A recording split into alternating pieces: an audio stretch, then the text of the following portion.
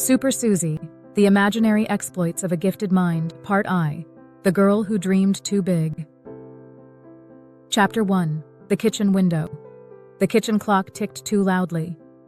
Each second seemed to march forward with military precision, a sharp tick, tick, tick that echoed through the quiet house. Suzy Thompson sat perfectly still at the old wooden kitchen table, chin resting on her folded arms. Outside the window, the world was dark and still. It was late, too late for a 9-year-old to be awake, but Suzy's parents had long ago given up trying to enforce bedtime rules. She wasn't a troublemaker like her older cousins, nor was she wild like some of the kids in her class. Suzy was quiet. She didn't sneak out or throw tantrums. She simply sat, watched, thought, and dreamed. Beyond the smudged glass of the kitchen window, the night sky stretched wide and glittering. The stars looked close enough to touch, like sugar crystals spilled across a velvet tablecloth. The moon hung low, round and pale, half hidden behind drifting clouds. It was a perfectly ordinary night. Until it wasn't. Suzy's breath caught. A single star, brighter than the rest, pulsed. Once, twice, then again, like the steady beat of a heart. She blinked, rubbed her eyes, and leaned closer to the glass. The star flickered and moved. Not in the slow, dignified way stars sometimes appeared to glide, but in a deliberate zigzag, like a lightning bug darting across the summer air. Suzy's fingers tightened around the edge of the table. "Draw it," a whisper seemed to say. Her head jerked around, scanning the silent kitchen. The refrigerator hummed. The pipes clanged somewhere deep in the walls. Penny the cat stretched lazily on the windowsill, yawning with supreme disinterest. "Did you hear that?" Suzy asked the cat. Penny licked her paw. No answer, of course. Cats didn't bother with things like explanations. Suzy swallowed hard and reached for her notebook, which lay open on the table. The pages were already filled with sketches, castles floating on clouds, forests with mechanical trees, a giant turtle carrying a city on its back. She flipped to a blank page and grabbed her pencil. The whisper came again, clearer this time. "Draw it, Suzy." Her hand moved almost on its own. The pencil scratched across the paper, quick and urgent. She sketched the star exactly as she'd seen it, pulsing and alive. As the drawing took shape, something unbelievable happened. The real star outside the window shimmered, then flared like a tiny firework. Suzy gasped and dropped her pencil. "No way." She pressed her nose against the cold glass, heart pounding. The star flickered once more, brighter than before, and then zipped across the sky, leaving a faint silver trail behind. Suzy's breath fogged the window. She wiped it away with her sleeve, staring in awe. Behind her, the kitchen light flickered. "Probably just the wind," she muttered, though the night outside was still and silent. She turned back to her notebook. The drawing she'd made was glowing faintly, as if the pencil lines were made of stardust instead of graphite. "That's not normal." Penny the cat jumped down from the windowsill and padded across the table. She sniffed the glowing sketch, tail flicking in what could only be described as disdain. Then she sat and stared at Suzy with her big green eyes, as if to say, "You did this. Fix it." Suzy's mouth went dry. "Okay," she whispered. "Don't panic. It's just a trick of the light. Or maybe I'm really tired." "Yeah." "That's it. Sleepy brain." The refrigerator rattled loudly, making her jump. She snatched the notebook and slammed it shut. The glow vanished instantly, plunging the room back into ordinary darkness. The house was so quiet, Suzy could hear her own heartbeat. She was about to creep upstairs when she saw movement in the yard. At first, she thought it was a tree branch swaying in the wind. But there was no wind. The figure was too tall, too still. It stood just beyond the reach of the porch light, a dark silhouette with no face, no features, just a shadow shaped like a man. Suzy froze. Her throat went tight. She wanted to scream, to run, but her legs wouldn't move. The figure didn't move either. It simply stood there, silent and watching. Then, as suddenly as it had appeared, it was gone. Suzy stumbled back from the window, knocking over her chair. The crash echoed through the kitchen. Upstairs, her parents stirred. She heard her mother's groggy voice calling, "Suzy, everything okay down there?" "Yes," Suzy croaked, clutching her notebook to her chest. "Just, dropped something?" "Back to bed," her father barked. "Yes, Dad." Suzy waited, barely breathing, until the creak of footsteps faded. Penny leapt lightly onto her shoulder, purring as if nothing unusual had happened. Suzy wasn't fooled. Cats always knew more than they let on. She opened her notebook again. The page was blank. No star, no glow, nothing. But she knew what she'd seen. The pulsing star. The glowing drawing. The shadow outside the window. And the whisper. The whisper was still there, faint but insistent, like a song stuck in the back of her mind. "Draw it, Suzy." She slammed the notebook shut again and shoved it under her arm. Without another glance at the window, she raced up the stairs to her bedroom, Penny close behind. Under the covers, she lay wide-eyed and trembling. She told herself it was just her imagination. Just a dream she'd had while half asleep. But deep down, she knew better. This wasn't just a story in her head. Something was happening, something big, and it had chosen her. As she drifted toward uneasy sleep, Suzy whispered into the darkness, "If you're real, if any of this is real, don't let me be alone." The night offered no reply. But outside the window, far above the quiet street, a single star flickered once, like an answer only Suzy could understand. Chapter 2. The First Flicker. Suzy woke up with the heavy, sleepy feeling that comes after a dream you can't quite remember. Morning sunlight filtered through her curtains, turning her room golden. Penny the cat was curled at her feet like a living, purring loaf of bread. For a brief, blissful moment, everything felt normal. Then she remembered the star, the glowing drawing, the shadow in the yard. Suzy bolted upright, heart thudding. Her notebook. She scrambled out of bed and nearly tripped over a pile of comic books on the floor. Penny meowed indignantly as Suzy dug through her backpack, under her pillow, and finally under the bed. There it was, the notebook. She snatched it up and flipped it open, breath caught in her throat. The page was blank. Completely blank. "No, no, no," Suzy whispered, riffling through the pages. Every drawing she'd made in the past week was gone. The floating castles, the clockwork forest, the turtle city, erased as if they'd never existed. Penny sat on the dresser, licking her paw and watching Suzy with a calm, judgmental stare. "Don't look at me like that," Suzy muttered. "I didn't imagine it. It was real." The memory of last night came rushing back in fragments. The pulsing star, the glowing lines on the page, and that eerie whisper urging her to draw. And of course, the figure in the yard, standing so impossibly still. Suzy hugged the notebook to her chest and whispered, "I'm not crazy." From downstairs came the familiar clatter of breakfast. Her mother's voice floated up the stairs.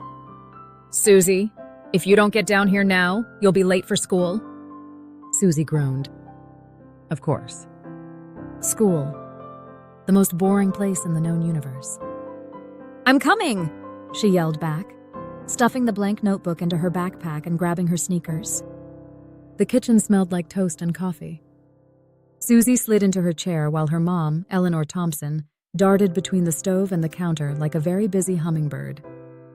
"Eat quickly," her mom said without looking up. "And don't forget your lunch this time. I will not be driving back to school again because you left it on the porch." Suzy bit into a piece of toast and mumbled, "Yes, Mom," though she had no intention of remembering her lunch. Her mind was far too full of glowing stars and shadowy figures. Her dad sat at the table reading the newspaper, glasses perched on his nose. "Another clear night tonight," he said absently, flipping a page. "Good stargazing weather." Suzy froze mid-chew. "Stargazing?" she asked carefully. Her dad chuckled. "Sure. Last night was perfect. Sky was so clear you could see half the constellations. I went out back for a minute before bed. Suzy's pulse quickened. Did you see anything? Weird? Weird? He lowered the paper and gave her a puzzled look.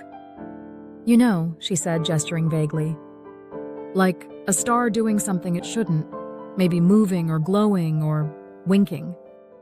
Her dad laughed, a deep sound that filled the kitchen. Stars don't wink, Suzy. Maybe you were seeing a plane or a satellite. It wasn't a plane, Suzy muttered. Eleanor placed a plate of eggs on the table. Sweetheart, you've been reading too many of those fantasy books. Stars don't wink at people. Now eat before the bus comes. Suzy scowled but said nothing. Of course, her parents wouldn't believe her. They never did. To them, her imagination was just cute, but she knew what she'd seen. By the time Suzy reached the bus stop, her best friend Max Porter was already there, balancing on the edge of the curb like a tightrope walker. Max had a backpack covered in stickers and socks that didn't match, on purpose. He grinned when he saw Suzy. Morning, dream girl, he said. Did you stay up all night drawing girafficorns again? Suzy rolled her eyes. First of all, it was one girafficorn, and second, you'll never believe what happened last night. Max hopped off the curb. Try me. Suzy glanced around to make sure no one was listening, then leaned closer. I saw a star wink at me. Max raised an eyebrow. Like, romantically? Max, she hissed. I'm serious. It pulsed, and then it moved. And when I drew it, my drawing glowed. And then there was this shadow. Whoa, slow down. Max held up his hands. You had a weird dream. Happens to everyone. It wasn't a dream, Suzy insisted. My notebook was glowing. Penny saw it too. Max smirked. Your cat's testimony doesn't count. Suzy folded her arms. You'll see. Something strange is happening. I can feel it. Before Max could reply, the bus squealed to a stop in front of them. As they climbed aboard, Suzy felt a strange prickling on the back of her neck. She glanced up at the sky.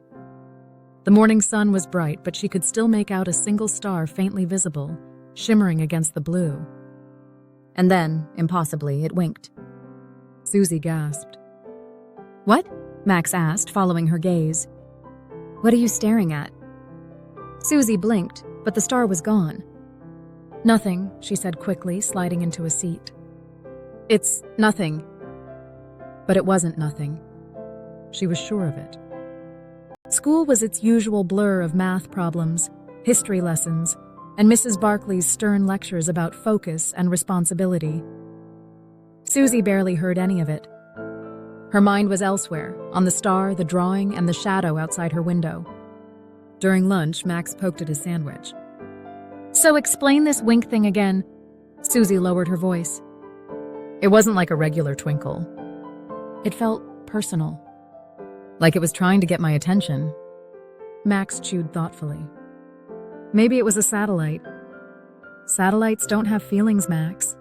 Neither do stars. Suzy threw up her hands. You're impossible. The bell rang before Max could answer. As they walked back to class, Suzy caught sight of her notebook peeking out of her backpack. For a second, she thought she saw a faint shimmer along the edges, like heat rising off asphalt. Her heart thudded. She reached for it, but Mrs. Barclay swooped in like a hawk. No art supplies in the hallway, Suzy, the teacher said sharply. This is a place for learning, not doodling. Suzy bit back a retort. If only Mrs. Barclay knew what her doodles could do. That evening, Suzy sat once again at the kitchen table, staring out the window. The night sky glittered, calm and ordinary. For a long moment, nothing happened. Then, far above the rooftops, the same star pulsed softly, once, twice. Suzy's breath caught. It's you, she whispered. The star pulsed again, brighter this time. Not random. Not accidental. A deliberate, unmistakable wink. And in that moment, Suzy didn't just see it. She felt it, like a warm spark deep inside her chest, a silent message only she could understand. Something was calling to her. Something that knew her name. Chapter 3. Super Suzy is born. The night after the star winked at her, Suzy couldn't sleep. She tried. She really did. She pulled the blanket over her head and squeezed her eyes shut so hard that purple swirls danced behind her eyelids. She counted sheep, then llamas, then girafficorns. Max would have been proud. Nothing worked. Because how could anyone sleep when a star had just winked at them? Suzy tossed and turned, clutching her notebook. The pages were still blank, every drawing mysteriously gone. It wasn't just frustrating, it felt wrong, like someone had stolen pieces of her mind. She traced the notebook's cover with her fingertip and whispered, "Where did you go?" Penny, her cat, was sprawled across the foot of the bed, tail flicking lazily. The cat opened one eye and gave Suzy a look that clearly said, "You worry too much. Feed me instead." But Suzy wasn't worried, she was burning. A restless energy fizzed inside her, like soda bubbles ready to burst. She couldn't stop thinking about the star, the whisper that told her to draw, and the strange, shadowy figure that had appeared in the yard. She needed to do something. Something big. Suzy threw off the blanket and sat cross-legged on her bed. She grabbed her pencil, opened to a fresh page, and stared down at the paper. "Okay," she said to no one in particular. "If there's a star out there trying to talk to me, if something weird is going on, then maybe it's because I'm supposed to do something about it." Her voice wavered, but she pressed on. "And maybe what I need is a hero." The word hung in the air like a spark. A hero. Not just anyone who saved kittens from trees or beat the final level of a video game. A real hero. Brave. Clever. Unstoppable. The kind of hero Suzy wasn't. At least not yet. She closed her eyes and imagined herself different. Stronger. Taller. With a cape, obviously, because what kind of hero didn't have a cape? In her mind, a figure began to take shape. A girl about her age, with wild hair that refused to stay combed, like a storm cloud crackling with energy. She wore a suit patched together from mismatched fabrics, pockets stuffed with magical tools only she understood. Boots that could run across clouds. A belt with a dozen glowing pencils, each one able to create anything it drew. Suzy's pencil began to move across the page almost on its own. Lines curved and swirled, forming the shape she saw so clearly in her imagination. The girl in the drawing looked fearless, grinning as if nothing in the world could scare her. "She needs a name," Suzy whispered. "Every hero has a name." She thought about the superheroes in Max's comic books. Lightning Man, Captain Courage, the Incredible Someone or Other. Those were fine, but they didn't feel like her. Then it came to her, simple and perfect. Super Suzy. She giggled, then clapped a hand over her mouth. It sounded ridiculous. Silly, even. But when she said it again, it felt right. Super Suzy, she repeated with growing confidence. Defender of worlds. Maker of, stuff. Hero of, well, everything. Penny gave a single, unimpressed meow. "Don't judge," Suzy said, adding a final dramatic flourish to her drawing. Every hero has to start somewhere. The drawing was done. Super Suzy stared back from the page, bold and alive. Her cape billowed as if caught by a wind that wasn't there. The pencils on her belt glimmered faintly, almost like real light. Suzy held her breath. Last time, when she'd drawn the star, the lines had glowed. Would it happen again? For a moment, nothing. Then the faintest shimmer rippled across the paper. It was so subtle she almost missed it. The shimmer spread, brightening until the drawing seemed to hum with energy. "Oh," Suzy breathed. "Oh, wow." The room felt different now, charged with possibility. She could smell something like warm rain and hear a faint, musical humming, as if the air itself was singing. Suzy touched the edge of the drawing. The paper was warm, almost alive. "Hello," she whispered to her imagined self. "It's nice to meet you. The humming grew louder. The lines of the drawing blurred, and for one impossible second, Suzy swore she saw the other her, the Super Suzy version, step forward, three-dimensional and real. The cape flared. The boots thudded softly on the floor. And then just as quickly, it was gone. The paper lay flat and still, nothing but a sketch once more. Suzy's heart pounded. She stared at the drawing, then at her hands, then at Penny. "Did you see that?" she demanded. Penny blinked slowly. "I'm not making this up," Suzy insisted. I think I just invented myself." A sharp knock on the door made her jump. "Suzy?" her mom called. "Lights out, it's past bedtime." "Okay, Mom," Suzy yelled back, frantically shoving the notebook under her pillow. She flicked off the lamp and dove under the blanket. The room went dark, but inside her chest, that fizzy, unstoppable energy still glowed. Super Suzy wasn't just a drawing. She was a promise. A promise that when strange things happened, and they were happening, Suzy wouldn't be scared and ordinary. She would be ready. She drifted toward sleep with a smile on her face, imagining herself soaring through the night sky, capes streaming behind her, pencils blazing like tiny swords of light. Somewhere far above, beyond the clouds, a single star pulsed in time with her heartbeat. It felt like encouragement, like a wink, like destiny. And for the first time, Suzy wasn't just dreaming. She was becoming.